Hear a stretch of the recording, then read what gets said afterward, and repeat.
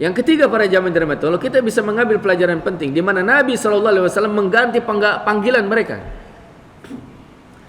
Jadi mereka dipanggil dengan panggilan yang buruk kan gitu, yaitu orang-orang yang hina. Maka Nabi SAW menyebutkan, kalian adalah orang-orang yang mulia. Jadi nggak boleh para jamaah dirahmati Allah memanggil dengan panggilan yang buruk, nggak boleh. Walaupun orang itu senang gitu, punya nama yang buruk gitu. Misalkan namanya si hina gitu, namanya si buruk rupa misalkan, itu nggak boleh para jamaah dirahmati Allah. Nabi itu nggak suka dengan nama, baik itu nama kota, nama orang yang buruk. Makanya Nabi mengganti nama Yasrib. Yasrib itu artinya keburukan, tuh kejelekan. Akhirnya diganti dengan Taubah atau Thayyibah. Nabi mengganti kota Yasrib itu dengan Taubah Thayyibah, atau kemudian orang mengenalnya Madinatun Munawwarah, kota yang bercahaya, karena ada Nabi SAW di dalamnya. Jadi Nabi SAW selalu mengganti nama-nama yang buruk, nama-nama yang jelek gitu. Dan ini bukan hanya untuk nama manusia, tapi juga nama tempat dan lain sebagainya itu. Itu Nabi tidak suka memberi nama dan gelar-gelar yang buruk itu. Kemudian para jamaah dirahmati Allah, ada peristiwa yang menarik. Ini kisah tentang Buraidah al-Aslami. Jadi Buraidah al-Aslami ini, para jamaah dirahmati Allah,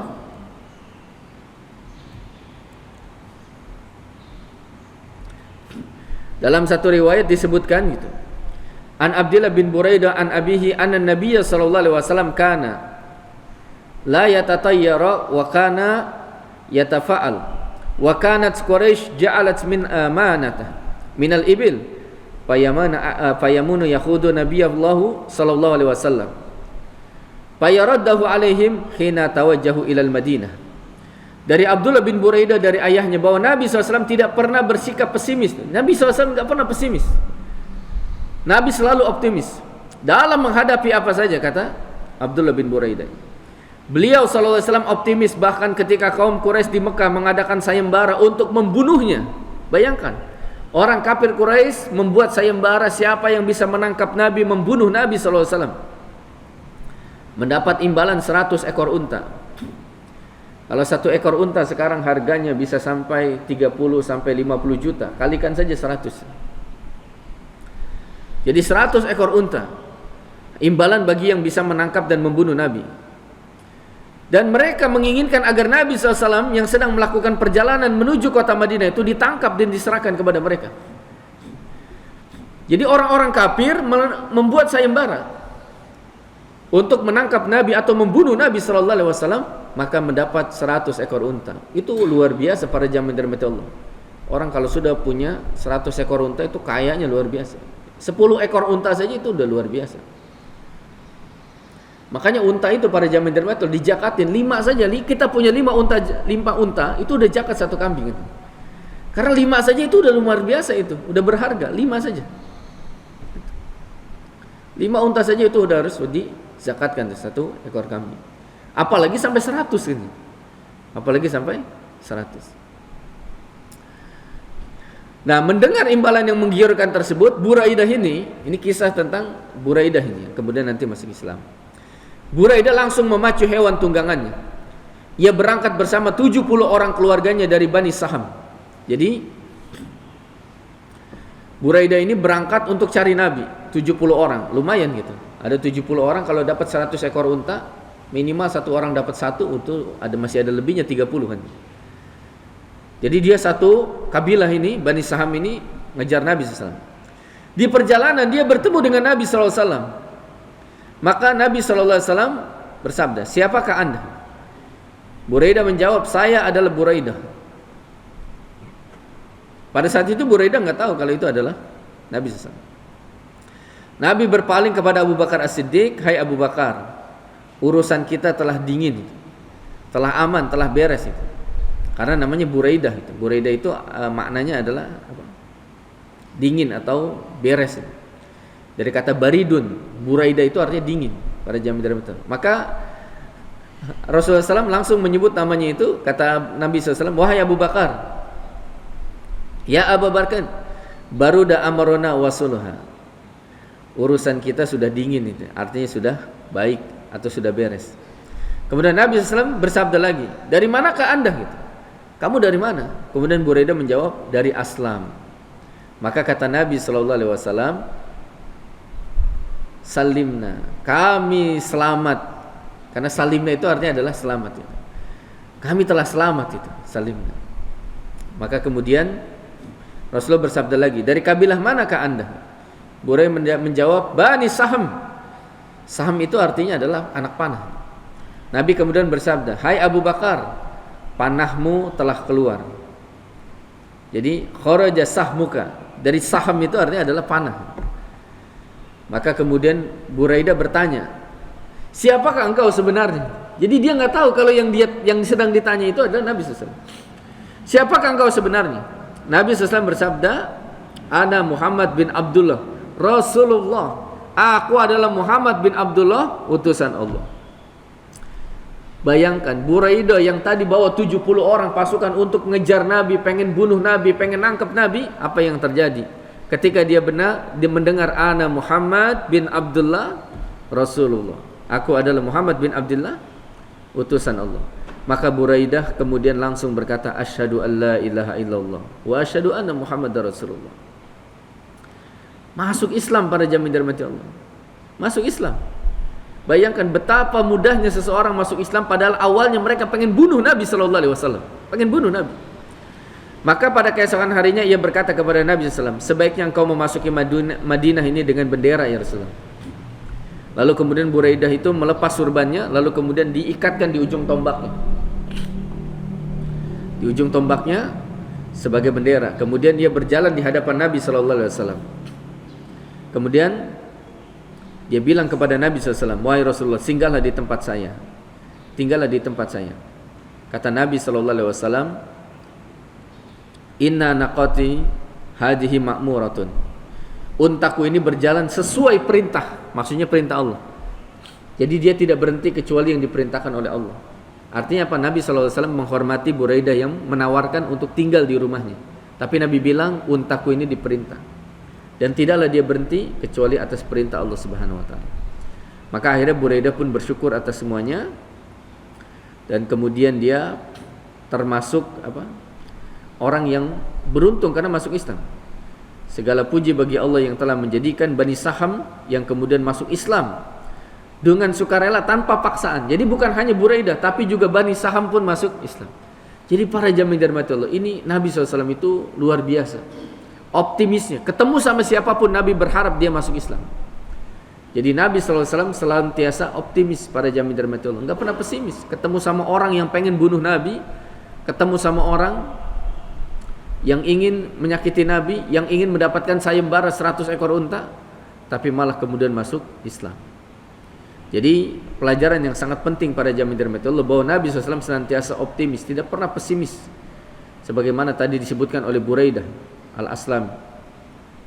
Dan bagaimana tawakalnya Nabi SAW terhadap orang yang awalnya ingin berniat buruk. Bayangkan, Nabi sedang berhadapan orang yang ingin berbuat buruk kepadanya, tapi beliau tetap bertawakal kepada Allah Subhanahu wa taala. Yang ketiga, dialog antara Nabi dengan Buraidah ini menunjukkan tentang kecerdasan Nabi. Semua yang diucapkan oleh Buraidah itu bisa diungkapkan oleh Nabi dengan kata-kata, dengan kalimat itu. Yang tidak bisa dilakukan kecuali oleh para penyair dan para pujangga. Mengaitkan nama orang dengan ungkapan yang lain dan lain sebagainya. Nabi SAW ketika menanyakan nama, menanyakan kabilahnya dan sebagainya, Nabi merangkai kalimat kata yang dirangkaikan dengan nama tersebut. Nah, ini menunjukkan betapa kecerdasan Nabi SAW. Jadi para jamaah dirahmati Allah, ini beberapa kisah kejadian menjelang Nabi SAW tiba di kota Madinah. Sampai akhirnya setelah melakukan perjalanan hampir 1 pekan. Jadi Madinah itu ke Mekah itu para jamaah dirahmati Allah itu bisa 7 sampai 8 hari. Nabi saja ketika haji wada itu sampai 8 hari dari Madinah menuju ke Mekah. Perjalanan menggunakan unta atau jalan kaki. Setelah menempuh perjalanan yang sangat panjang, akhirnya Nabi tiba di Madinah. Dan ketika mereka kan punya perkiraan pada jamaah dirahmati Allah. Jadi orang Madinah itu ketika mendengar Nabi sudah keluar, hari apa? Hari sekian. Mereka bisa memprediksikan kalau Nabi keluar hari ini, kemungkinan Nabi akan sampai ke Madinah di hari ini. Jadi mereka bisa memprediksikan. Akhirnya ketika Nabi SAW itu pergi dari Mekah menuju Madinah, itu orang-orang Madinah udah nungguin. Mereka keluar ke tanah lapang, ke atas-atas bukit, untuk melihat kalau ada orang yang datang. Dan orang-orang Arab itu, para jamaah dirahmati Allah, mereka tuh bisa lihat dari puluhan kilometer itu, mereka bisa lihat itu unta atau manusia atau apa gitu. Dan mereka tahu itu kafilah dagang, musafir dan lain sebagainya. Itu dari kejauhan tuh mereka tahu. Matanya jeli sekali. Matanya jeli sekali. Jadi mereka itu keluar, orang-orang Madinah itu, ke tanah lapang setiap pagi itu, menjelang siang. Karena kalau udah panas mereka balik lagi. Jadi pagi hari itu mereka menunggu kehadiran Nabi SAW. Jadi ketika panas sudah mulai terik, baru kemudian mereka pulang. Jadi setiap pagi itu mereka menyambut kedatangan Nabi SAW. Padahal Nabi pada saat itu belum datang. Akhirnya Nabi SAW tiba di Madinah, terutama di Kuba itu tiba pada hari Senin waktu duha. Jadi hari Senin pagi hari, yaitu tanggal 8 menurut Syekh Safiur Rahman Al-Mubarakfuri di dalam kitab beliau Rahiqul Makhtum. Itu Nabi sampai di Madinah atau di Kuba itu adalah tanggal 8 di bulan Rabiul Awal. Namun dalam catatan Ibnu Hisham, dalam Syirah Nabawiyah Ibnu Hisham menyebutkan Nabi itu sampai di Madinah di tanggal 12 Rabiul Awal. Tapi mereka semua sepakat bulannya Rabiul Awal, tanggalnya saja yang tidak sepakat. Dan yang pertama kali melihat beliau itu adalah orang Yahudi yang sedang memanjat pohon. Jadi orang Yahudi yang pertama kali melihat Nabi Muhammad SAW. Jadi orang Yahudi yang kemudian ngabarin, bangsa Arab, orang yang kalian tunggu itu lihat tuh sudah hadir. Wah, orang berbondong-bondong pada saat itu di Kuba. Jadi ada orang Yahudi yang punya kebun kurma, dia lagi naik, dia lihat dari kejauhan. Orang-orang Arab, itu orang yang sedang kalian tunggu itu sudah hadir itu. Maka kemudian para jamaah dirahmati Allah, penduduk Madinah ini, terutama penduduk Kuba, ketika pertama kali Nabi SAW hadir, itu Nabi SAW tidak langsung ke kota Madinah, ke pusat kota Madinah yang sekarang jadi Masjid Nabawi para jamaah. Tapi Nabi SAW singgah di Kuba. Jadi Kuba ini masuk dalam kategori Madinah karena jaraknya dengan Masjid Nabawi hanya sekitar 4 kilo. Masuk daerah Madinah. Nabi tinggal di Kuba selama sekitar 4 hari. Di rumah salah seorang sahabat namanya Kulsum bin Hidam. Nah, Kulsum bin Hidam inilah yang diyakini oleh para ahli sejarah, dialah yang telah mewakafkan tanahnya untuk masjid yang sampai sekarang masih ada itu, Masjid Kuba. Masjid Kuba. Sebagian ahli sejarah. Namun sebagian lagi menyebutnya adalah sahabat Sa'ad bin Khaisamah. Tapi yang paling kuat adalah Kulsum bin Hidam itu, sahabat Kulsum bin Hidam. Jadi Nabi SAW itu ketika itu tinggal di Kuba, di kediaman Kulsum bin Hidam. Sebagian kalau menurut Ibnu Hisham tinggal di rumah Asad bin Zurarah. Tapi yang paling kuat sebagian menyebutnya di rumah Kulsum bin Hidam, salah seorang sahabat itu. Dan Nabi SAW pada saat itu menemui para tamu di rumah Sa'ad bin Khaisamah. Jadi karena rumah Sa'ad bin Khaisamah itu sangat besar, maka Nabi SAW itu menemui para sahabat di situ. Jadi ada sahabat Kulsum bin Hidam, ada sahabat Sa'ad bin Khaisamah. Sa'ad bin Khaisamah inilah yang oleh sebagian ahli sejarah yang menjemput Nabi. Makanya ketemu sama Nabi di tengah perjalanan, yang tadi ketemu sama penyamun itu. Karena dia yang jemput Nabi di tengah perjalanan itu. Yang dialah yang menyebutkan ini Rasulullah SAW ini tempat penyamun yang tadi. Itu Sa'ad bin Khaisamah.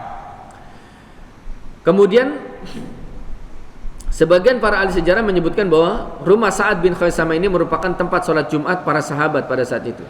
Jadi Nabi SAW itu belum sholat Jumat karena Nabi posisi masih di Mekah.